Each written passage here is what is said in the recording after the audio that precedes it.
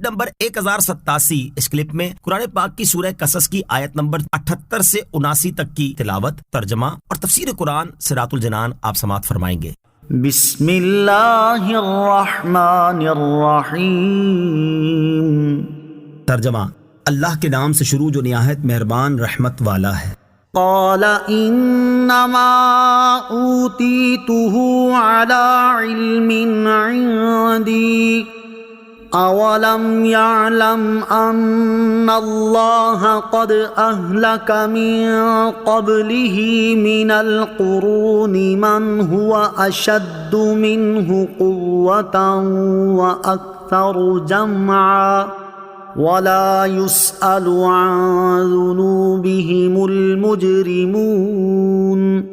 ترجمہ، قارون نے کہا یہ تو مجھے ایک علم کی بنا پر ملا ہے جو میرے پاس ہے، اور کیا اسے یہ نہیں معلوم کہ اللہ نے اس سے پہلے وہ قومیں ہلاک فرما دی جو زیادہ طاقتور اور زیادہ مال جمع کرنے والی تھی، اور مجرموں سے ان کے گناہوں کی پوچھ گچھ نہیں کی جاتی۔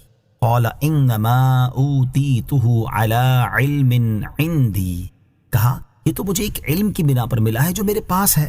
قارون نے نصیحت کرنے والوں کو جواب دیتے ہوئے کہا یہ مال تو مجھے ایک علم کی بنا پر ملا ہے جو میرے پاس ہے۔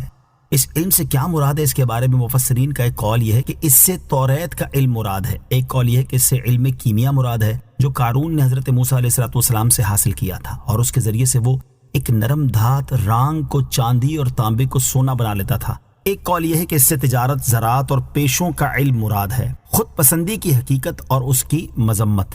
قارون کے ان جملوں میں خود پسندی کا عنصر بالکل واضح ہے۔ خود پسندی کی حقیقت یہ ہے کہ بندہ اس بات کا اظہار کرے کہ اسے نیک عمل کی توفیق یا نعمت اللہ تعالیٰ کے علاوہ کسی چیز مثلا نفس یا مخلوق سے حاصل ہوئی ہے۔ خود پسندی کی ضد احسان ہے، اور احسان کا مطلب یہ ہے کہ بندہ اس بات کا اظہار کرے کہ اسے نیک عمل کی توفیق یا نعمت اللہ تعالیٰ کی توفیق اور تائید سے حاصل ہوتی ہے۔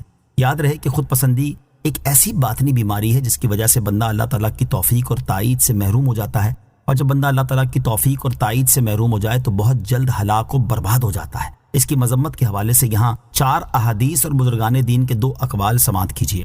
نمبر 1، حضرت انس رضی اللہ تعالیٰ عنہ سے روایت ہے، نبی اکرم صلی اللہ تعالیٰ علیہ وسلم نے ارشاد فرمایا 3 چیزیں ہلاکت میں ڈالنے والی ہیں۔ نمبر 1، بخل جس کی پیروی کی جائے۔ نمبر 2، نفسانی خواہشات جن کی اتباع کی جائے۔ نمبر 3، آدمی کا اپنے آپ کو اچھا سمجھنا۔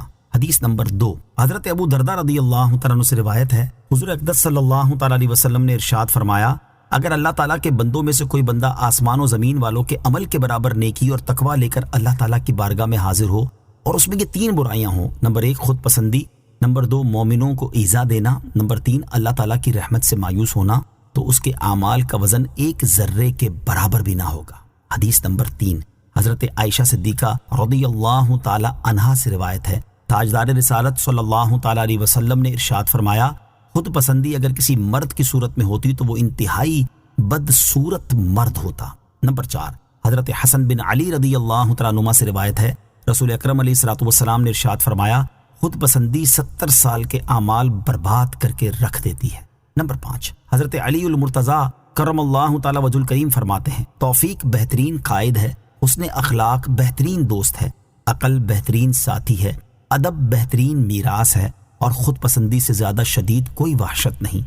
نمبر 6، حضرت یحییٰ بن معاذ رحمۃ اللہ تعالی فرماتے ہیں تم خود پسندی سے بچو کیونکہ یہ خود پسندی کرنے والے کو ہلاک کر دیتی ہے، اور بے شک خود پسندی نیکیوں کو اس طرح کھا جاتی جیسے آگ لکڑیوں کو کھا جاتی ہے۔ اللہ تعالی ہمیں اس ہلاکت خیز باطنی مرض سے بچنے کی توفیق عطا فرمائے۔ خود پسندی کے بارے میں تفصیلی معلومات حاصل کرنے کے لیے امام غزالی کی مشہور تصنیف احیاء العلوم کی 3 جلد اور منہاج العابدین سے عجب کا بیان مطالعہ فرمائیں۔ اولم یعلم، اور کیا اسے نہیں معلوم؟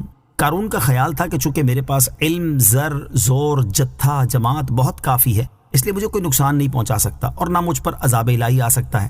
اس خیال کی تردید اس آیت میں فرمائی گئی کہ تجھ سے پہلے کے کفار تجھ سے زیادہ طاقتور، مالدار، ہنرمند اور جتھے والے تھے، مگر نبی کی مخالفت کی وجہ سے جو عذاب آیا تو اسے کوئی دور نہ کر سکا، تو کیوں اپنی قوت اور مال کی کثرت پر غرور کرتا ہے؟ کیا تو جانتا نہیں کہ اس کا انجام ہلاکت ہے؟ وَلَا يُسْأَلُ عَنْ ذُنُوبِهِمُ الْمُجْرِمُونَ، اور مجرموں سے ان کے گناہوں کی پوچھ گچھ نہیں کی جاتی۔ اس آیت کا معنی یہ ہے کہ جب اللہ تعالیٰ مجرموں کو سزا دیتا ہے تو اسے ان کے گناہ دریافت کرنے کی حاجت نہیں، کیونکہ وہ ان کا حال جانتا ہے۔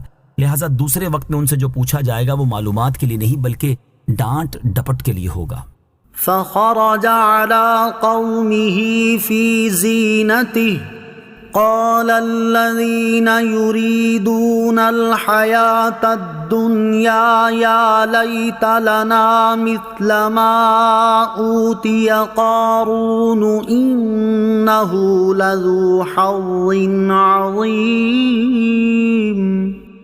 ترجمہ، تو وہ اپنی زینت پہ اپنی قوم کے سامنے نکلا تو دنیاوی زندگی کے طلبگار کہنے لگے، اے کاش ہمیں بھی ایسا مل جاتا جیسا قارون کو ملا، بے شک یہ بڑے نصیب والا ہے۔ فخرج علی قومہ فی زینتہ، تو وہ اپنی زینت میں اپنی قوم کے سامنے نکلا۔ منقول ہے کہ ایک مرتبہ ہفتے کے دن قارون بہت جاہو جلال سے اس طرح نکلا کہ خود سونے کی زین ڈالے ہوئے سفید رنگ کے خچر پر ارغوانی جوڑا پہنے سوار تھا، اور اس کے ساتھ ہزاروں لونڈی غلام زیوروں سے آراستہ ریشمی لباس پہنے اور سجے ہوئے گھوڑوں پر سوار تھے۔ جب لوگوں نے اس کی زینت کو دیکھا تو ان میں سے جو دنیا میں رغبت رکھتے اور دنیاوی زندگی کے طلبگار تھے وہ کہنے لگے، کاش ہمیں بھی ایسی شان و شوکت اور مال و دولت مل جاتی جیسی قارون کو دنیا میں ملی ہے، بے شک یہ بڑے نصیب والا ہے۔ مفسرین فرماتے کہ یہاں دنیا میں رغبت رکھنے والوں سے بنی اسرائیل کے مسلمان مراد ہیں۔ ان کی یہ تمنا بشری تقاضے سے تھی اور یہ کفر یا گناہ